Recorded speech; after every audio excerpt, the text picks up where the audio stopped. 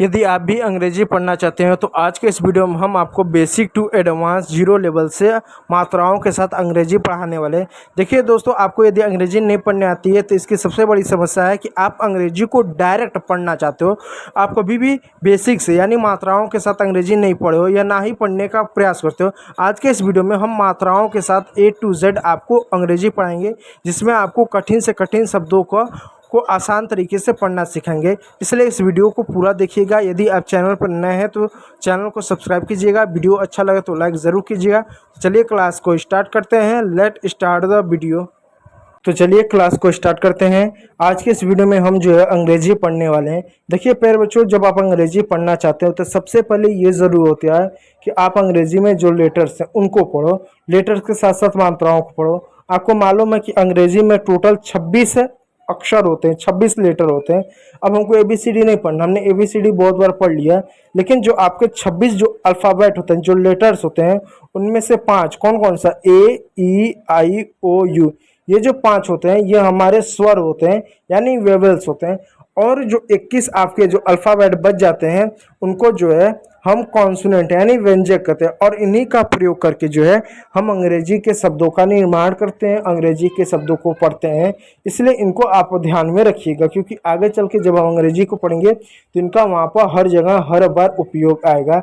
आपका नाम क्या है? अपना प्यारा सा जो भी नाम है कमेंट बॉक्स में कमेंट कीजिएगा। तो चलिए आज के इस वीडियो में हम जो है अंग्रेजी के ए मात्रा को पढ़ने वाले हैं कि अंग्रेजी के ए मात्रा को कैसे पढ़ा जाता है। तो ये आपका जो है पार्ट 3 है। पार्ट 3 क्यों? क्योंकि हमने पार्ट 1 में, पार्ट 2 में हमने 1 से लेकर 4 तक के नियम को पढ़ लिया था।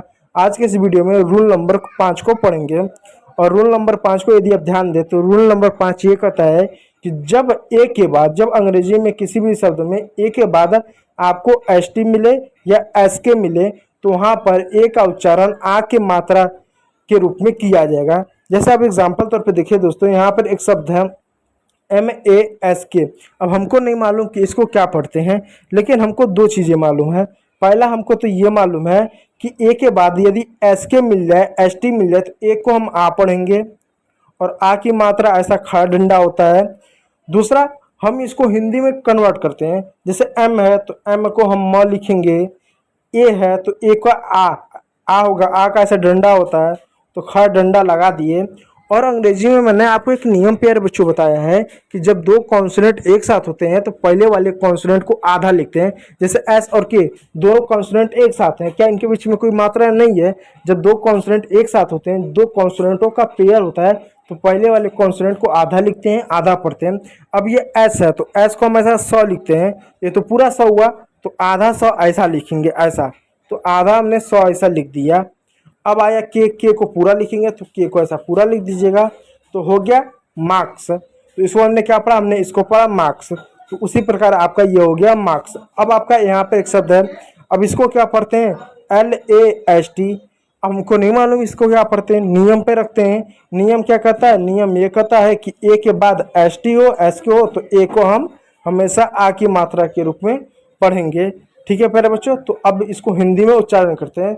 L को हमने का लॉ लिख दिया, ए को आ लिख दिया, ST है यानी 2 कॉन्सोनेंट साथ है तो पहला कॉन्सोनेंट आधा हो जाएगा, तो आधा 100 हो गया और टी का ट हो गया, तो हो गया आपका लास्ट। ठीक उसी प्रकार प्यारे बच्चों, यहाँ पर एक शब्द है, यहाँ पर एक बहुत शब्द है, यहाँ पर क्या एक शब्द है, क्या है? BLAST। अब इसको हम क्या पढ़ेंगे? हमको नहीं मालूम इसको क्या पढ़ेंगे, लेकिन हमको नियम मालूम है तो नियम पे रखते हैं। पहला नियम क्या है? 2 कॉन्सोनेंट साथ हो तो पहले कॉन्सोनेंट को आधा लिखते हैं। तो बी है तो बी का ब होता है और एल का ल होता है, लेकिन दोनों कॉन्सोनेंट है इसलिए पहले वाले कॉन्सोनेंट को आधा लिखेंगे।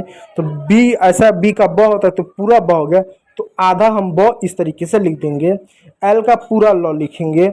अब ए है, ए को हम आ की मात्रा लिखेंगे क्योंकि ST है तो आ की मात्रा लिख दिए। अब यहाँ पर भी ST आपको दिखने मिल रहा है, 2 कॉन्सोनेंट दिख रहा है तो आधा कॉन्सोनेंट लिखेंगे, फिर उसके बाद पूरा। तो ये आपका हो गया ब्लास्ट। ब्लास्ट यानी कोई धमाका। तो इस तरीके से ये रहा आपका अंग्रेजी के बाकी नियम जो होंगे। अब बाकी शब्दों पर इसी प्रकार काम करेंगे। उसी प्रकार आपका टाक्स होगा, बक्स होगा, कास्ट होगा, फास्ट होगा, पास्ट होगा, आक्स होगा, इसी तरह सारे शब्द आपके बनेंगे। तो उम्मीद करूंगा वीडियो अच्छा लगा हुआ है। यदि अच्छा लगा हुआ है तो लाइक कीजिएगा, चैनल पर नए हो तो सब्सक्राइब जरूर कीजिएगा। वीडियो देखने के लिए बहुत बहुत धन्यवाद।